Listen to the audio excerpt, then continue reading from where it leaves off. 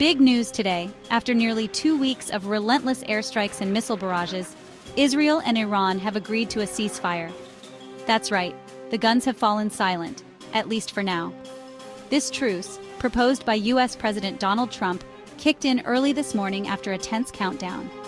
Trump made the announcement on social media, Iranian state TV confirmed, and then Israeli Prime Minister Netanyahu sealed the deal, insisting Israel's operational objectives had been achieved.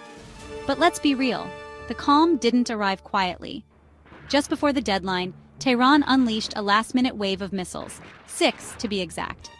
Israeli emergency services say there were casualties, and the military stayed on high alert until the very last second.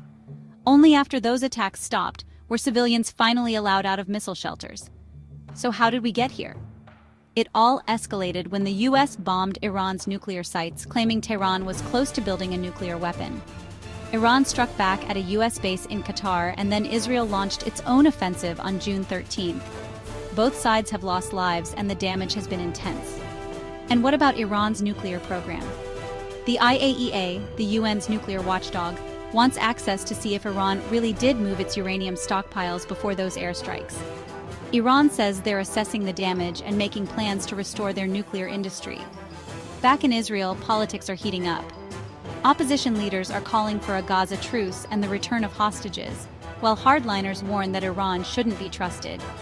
Both countries are vowing to respond if the ceasefire is broken, so the world's watching, holding its breath.